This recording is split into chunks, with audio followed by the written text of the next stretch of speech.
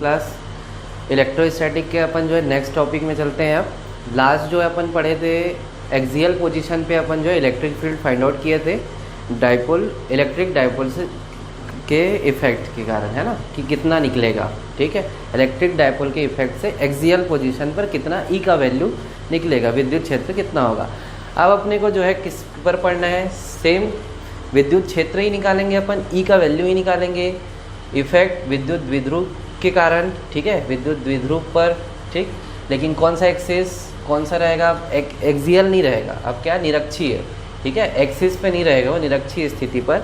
इसी पोजीशन को जो है परपेंडिकुलर पोजीशन भी बोला जाता है। क्या बोलेंगे अपन, परपेंडिकुलर पोजीशन। परपेंडिकुलर पोजीशन लंबवत स्थिति भी कहा जाता है। ठीक है, और इन लोग का एक और नाम है आपका, इसको बोलते हैं अनुदैर्ध्य। ठीक है, वो निरक्षीय स्थिति को हिंदी में बोला जाता है अनुदैर्ध्य पोजीशन बोलेंगे। ठीक है, और जो आपका एक्सियल पोजीशन है उसको जो है आपको अनुप्रस्थ कहा जाता है, अनुप्रस्थ स्थिति भी कहा जाता है। ठीक है, इसको क्या बोलेंगे, अनुदैर्ध्य, और उसको क्या बोलते हैं, अनुप्रस्थ पोजीशन भी कहा जाता है, स्थिति भी कहा जाता है। ठीक है, तो एग्ज़ाम में देख लेंगे, चीज़ें वही है। ठीक, वो जो है नाम भी लिख लिए रहेंगे, अनुदैर्ध्य पोजीशन भी कहा जाता है। ठीक, तो इस पर जो है फाइंड आउट करते हैं विद्युत क्षेत्र ई का वैल्यू कितना होगा। तो चलिए सबसे पहले अपन क्या करते हैं, एक डाइपोल मोमेंट ले लेते हैं। ठीक है, एक जो है, सॉरी डाइपोल मोमेंट नहीं, इलेक्ट्रिक डाइपोल है ना, जो सिस्टम है उसका नाम क्या है अपना, इलेक्ट्रिक डाइपोल। इलेक्ट्रिक डाइपोल ले लिए ए बी, जिसका डिस्टेंस कितना है बोल दिए 2a।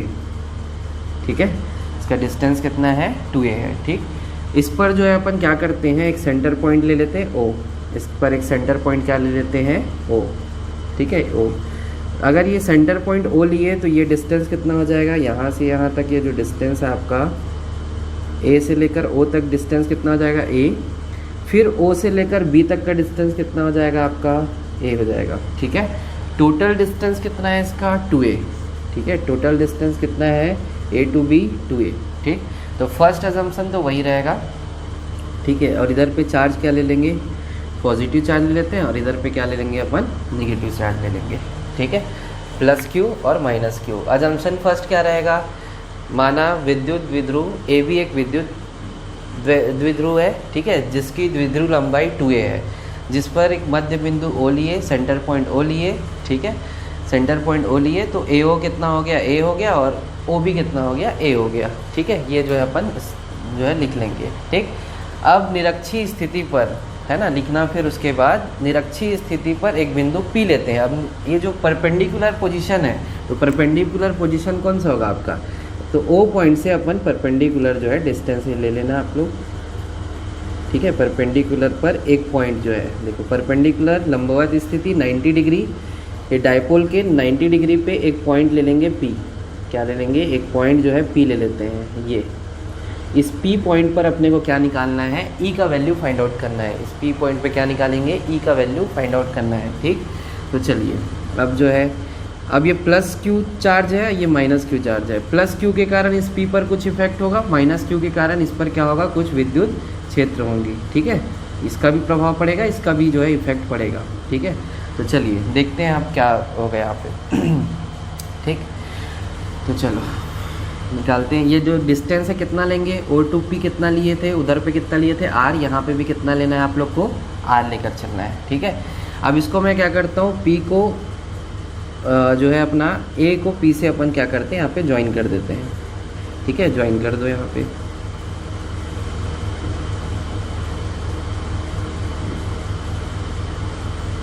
ये जो है ज्वाइन कर दिए। ठीक है, P को B से और P को A से ज्वाइन कर दिए। ठीक, P को A और B से ज्वाइन कर दिए। ठीक, अब यहाँ पे जो एंगल है ये, ठीक है, जो P है जो एंगल बना रहा है किसके साथ, AB के साथ, इसको अपन थीटा बोल देते हैं। इधर थीटा होगा, डिस्टेंस सिमिलर है, ये डिस्टेंस A, ये डिस्टेंस सिमिलर है, तो यहाँ पे भी जो एंगल बनेगा वो कैसा बनेगा, सिमिलर बनेगा। ठीक है, ये सॉरी क्या आ जाएगा आपका थीटा। ठीक, तो एंगल दोनों क्या होंगे, थीटा होंगे। ठीक, अब ये प्लस क्यू जो चार्ज है, इसका इफेक्ट इस P पॉइंट पे, इसका जो इलेक्ट्रिक फील्ड लाइन है वो कैसे बनेगा, तो देखो प्लस क्यू चार्ज जो है किधर पे बनाता है, रेडियली आउटवर्ड। इसका इलेक्ट्रिक फील्ड लाइन कैसा बनता है, रेडियली आउटवर्ड।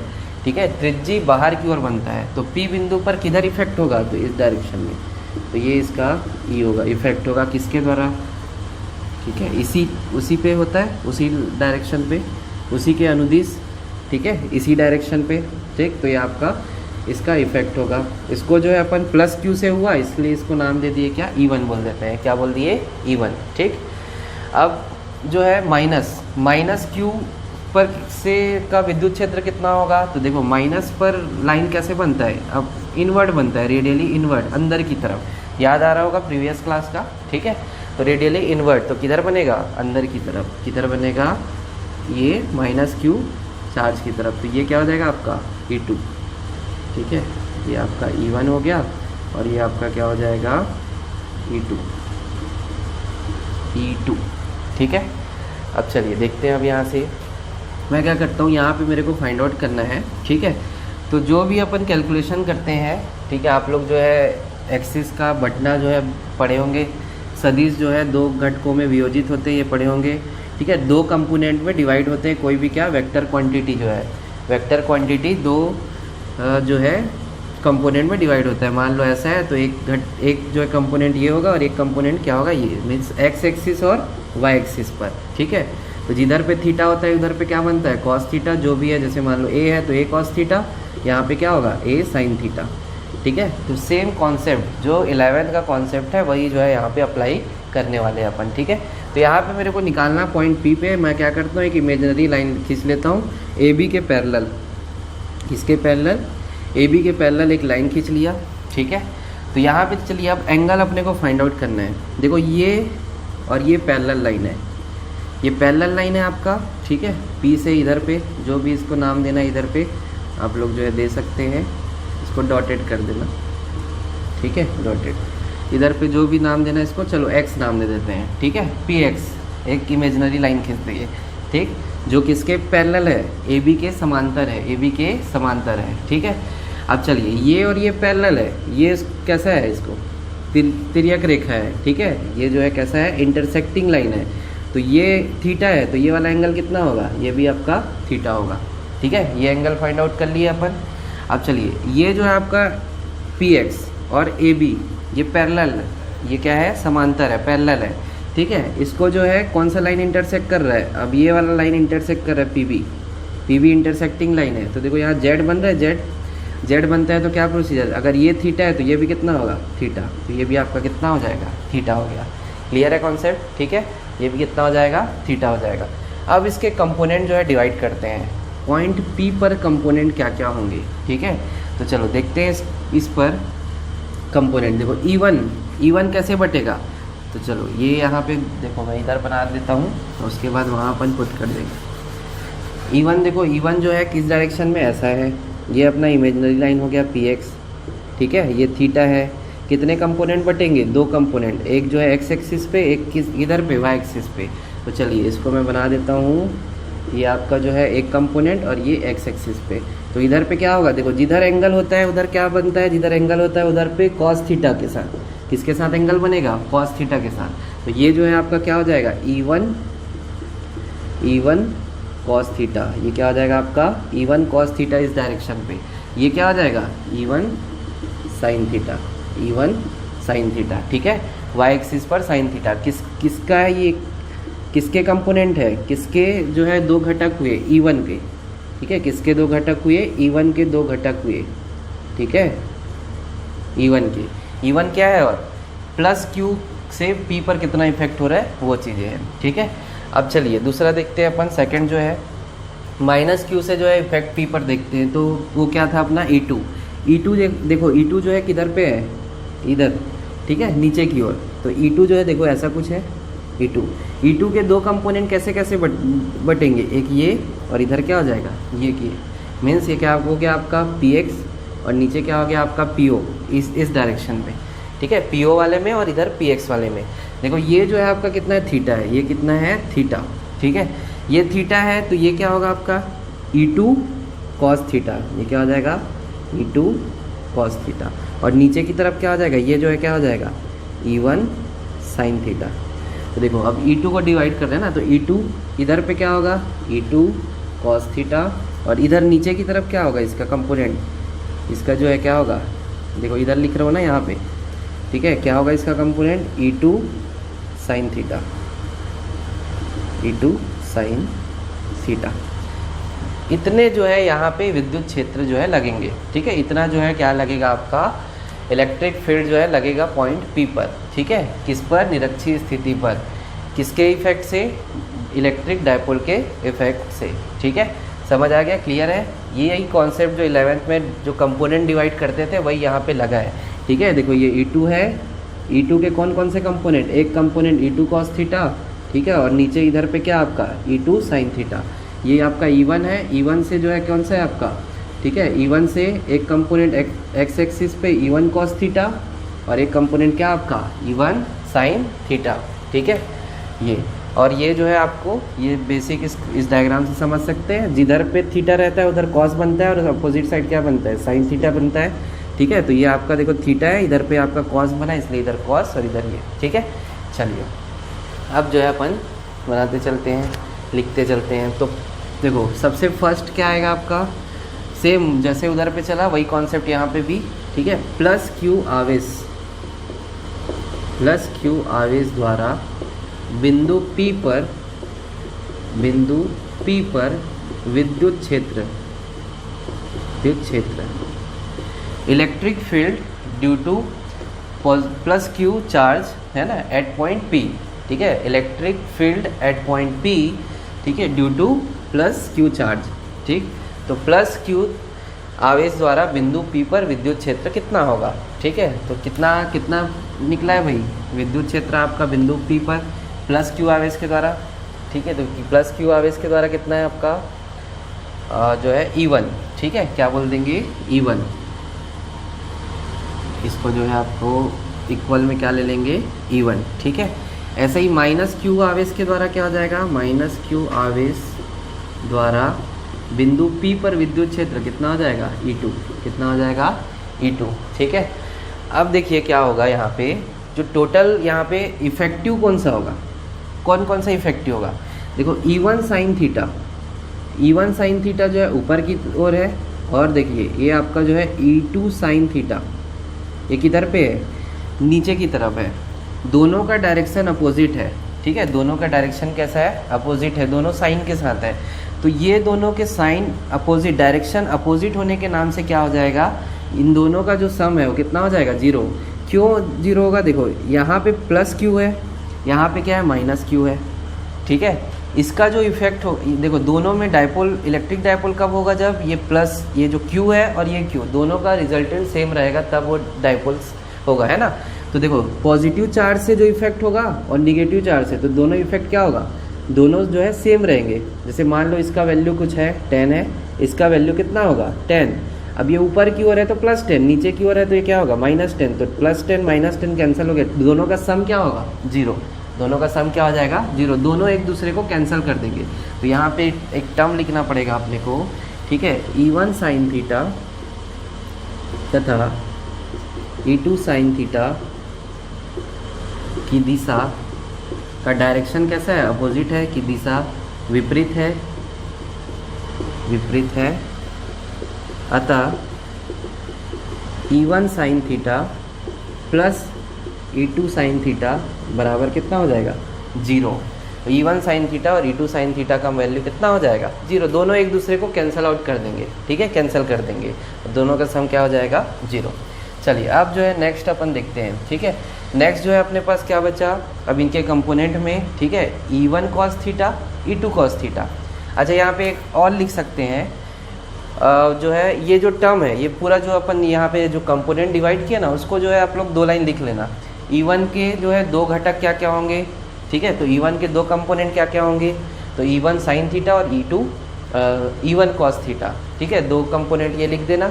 ऐसे ही E2 के 2 कंपोनेंट क्या होंगे, E2 कॉस थीटा और E2 साइन थीटा, ऐसे लिखेंगे, फिर ये लिख देना E1 साइन थीटा तथा E2 साइन थीटा की दिशा विपरीत है, अतः E1 sine theta plus E2 sine theta is equal to क्या हो जाएगा 0 हो जाएगा, ठीक है।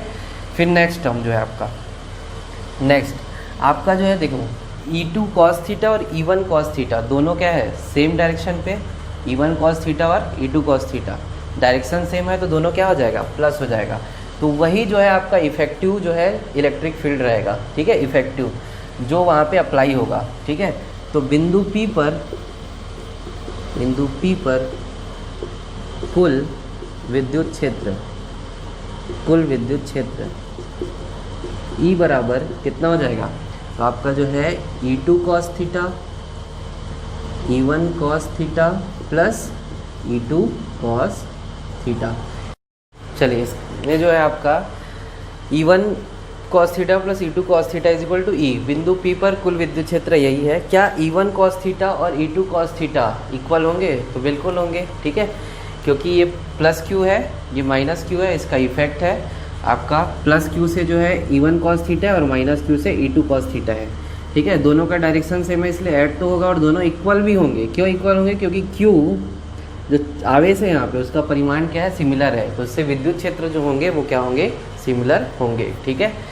चलिए अब यहाँ से जो है अगर ये दोनों सिमिलर हो गए तो क्या हो जाएगा आपका E is equal to E1 cos theta plus E2 की जगह भी क्या रख देंगे अपन, E1 cos थीटा, तो जुड़ के कितना हो जाएगा भाई, तो E इज इक्वल टू कितना हो जाएगा, ऐड होकर ये जो है आपका E1 जो है कॉमन हो जाएगा, ठीक है। E1 जुड़ के पूरा टोटल कितना आ जाएगा, 2E1 cos थीटा, ठीक है, 2E1 cos थीटा, ये आपका आ जाएगा।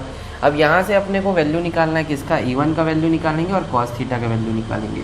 इक्वेशन नंबर फर्स्ट दे देते हैं इसको, समीकरण नंबर 1 दे देते हैं।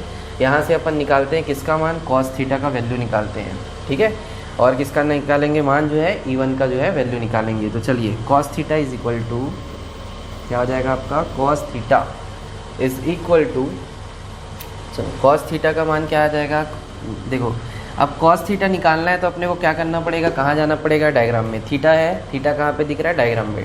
डायग्राम में देखिए कौन सा है आपका POA, ठीक है, POA ये आपका है राइट एंगल ट्रायंगल।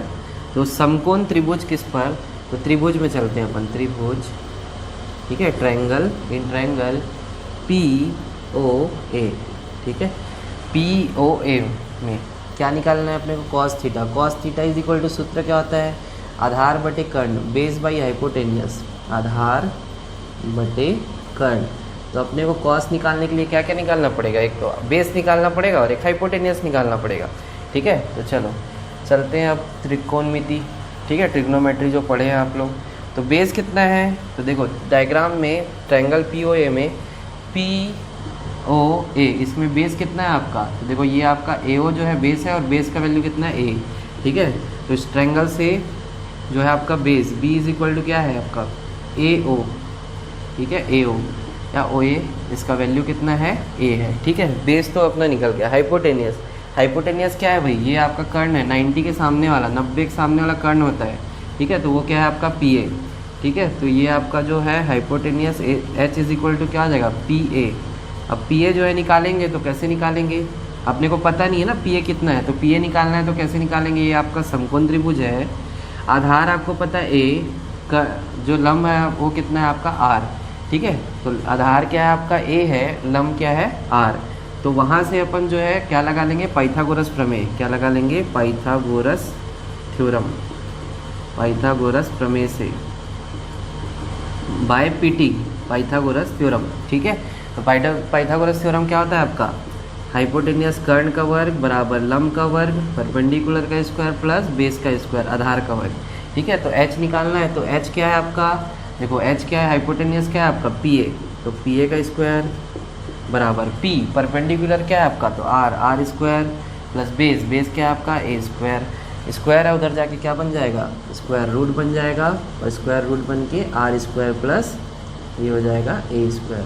क्या निकला आपका, PA जो है निकल गया, और PA ही क्या है आपका हाइपोटेनियस है, पुट कर दो यहाँ पे, तो क्या निकल जाएगा आपका cos थीटा। तो cos थीटा जो है क्या बनेगा, cos theta is equal to A upon, ठीक है, A आधार का मान जो है कितना है, आधार क्या है आपका AO, तो बेस के जगह पे अपन रख दिए A, और हाइपोटेनियस क्या है आपका root over R square plus A square, ठीक है। ये आपका cos थीटा जो है निकल गया। ये पुट कर देंगे कहाँ पे, क्वेश्चन 1 में। लेकिन उसके पहले क्या निकालना पड़ेगा अपने को, E1 निकालना पड़ेगा। क्या निकालना पड़ेगा, E1, ठीक है। तो चलिए निकालते हैं E1।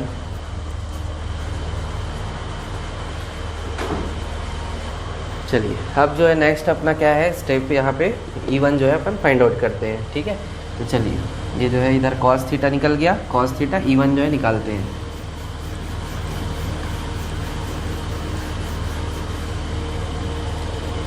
ठीक है, जो इक्वेशन 1 है वो ध्यान रख, क्या निकल के आया था इक्वेशन 1 हमारे पास, कुल विद्युत क्षेत्र E is equal to 2E1 cos theta, ये जो है आपका इक्वेशन 1 है। ठीक है, ये ध्यान रखना, आखिरी में पुट करना पड़ेगा। ठीक है, उसको उधर लिख दिया हूँ मैं, लास्ट में रखेंगे। तो चलिए अब निकालते हैं E1। ठीक है, क्या निकालेंगे E1। E1 is equal to क्या आ जाएगा 1/4πε0। देखो E1 क्या है आपका, E1 जो है प्लस Q से बिंदु P पर इफेक्ट है, प्लस Q आवेश से, तो क्या हो जाएगा Q, ये प्लस Q अपॉन क्या हो जाएगा, डिस्टेंस कितना है आपका, ठीक है R² होता है, तो यहाँ से पॉजिटिव Q से इस पॉइंट P का डिस्टेंस क्या है आपका PA, डिस्टेंस कितना है PA, ये डिस्टेंस आप लोग को लेना है। ठीक है, तो नीचे क्या आ जाएगा PA का स्क्वायर। ठीक है, PA का स्क्वायर। अब PA जो है अभी अपन फाइंड आउट किए थे, है ना, ये देखो PA जो है निकला हुआ है, PA का वैल्यू कितना है √R² प्लस A²। ये पुट कर दो यहाँ पे PA की जगह, तो क्या आ जाएगा आपका E1 is equal to 1/4πε0 into Q, plus को जो है अपन नहीं भी लिखे तो चलता है, तो Q PA क्या आ जाएगा आपका √R² प्लस A² पूरे का होल स्क्वायर। ठीक है, ये जो है अपना लगा ली यहाँ से फॉर्मूला। ठीक है, अब इसके बाद क्या हो जाएगा आपका E1 is equal to 1/4πε0 into Q upon, देखो ये रूट है और ये स्क्वायर है, तो रूट जैसे मान लो √5 है और पूरे का होल स्क्वायर क्या बनता है 5 बनता है, वैसे ही रूट है R² प्लस A², तो अंदर का वैल्यू बचेगा क्या होगा आपका R² प्लस A²। ठीक है, यहाँ से निकल गया आपका E1। ठीक, ये आपका E1 हो गया, ये आपका cos थीटा हो गया, cos थीटा और E1 निकल गया। इसको कहाँ पुट कर देना है अपने को, समीकरण 1 पर।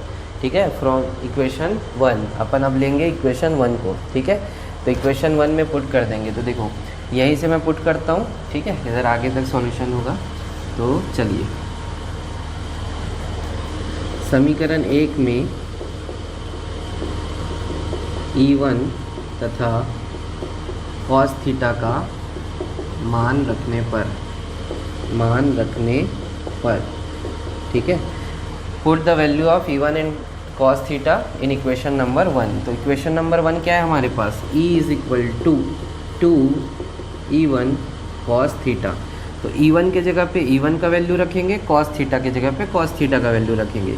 ठीक है, तो चलिए मैं मिटा दे रहा हूँ। ठीक है, ये आपका E1 है भाई, ठीक E1।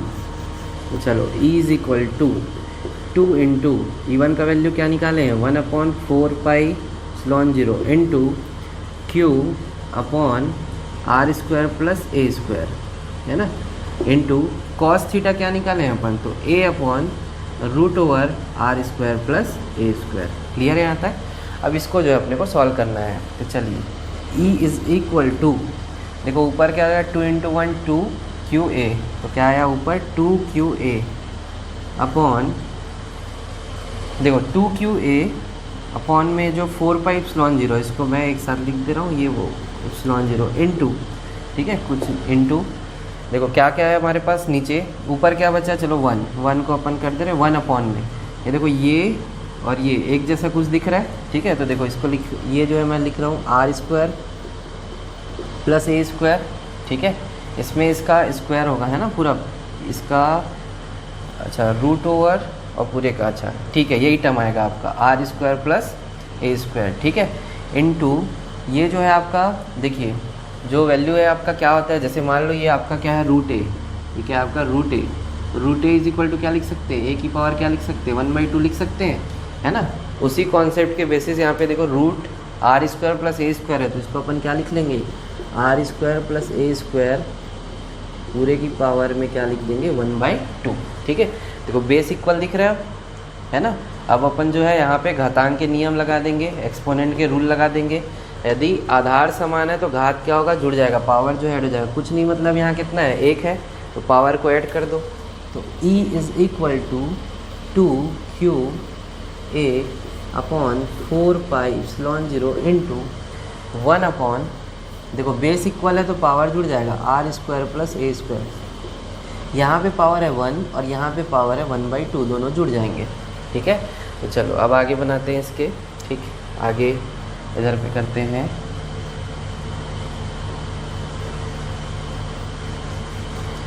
डायग्राम का जो है वर्क अपना जो है काम हो चुका है, तो डायग्राम मैं जो है मिटा देता हूँ अब। ठीक है, डायग्राम आप लोग बना लिए होंगे।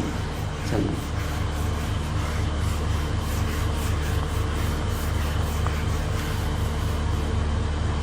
क्या टर्म है हमारे पास, E is equal to 2QA upon 4πε0 into 1/r² plus a square 1 + 1/2। ये कैसे हुआ, तो जो है रूल आपका कौन सा रूल लगा है, a की पावर m इंटू a की पावर n बराबर a की पावर m प्लस n।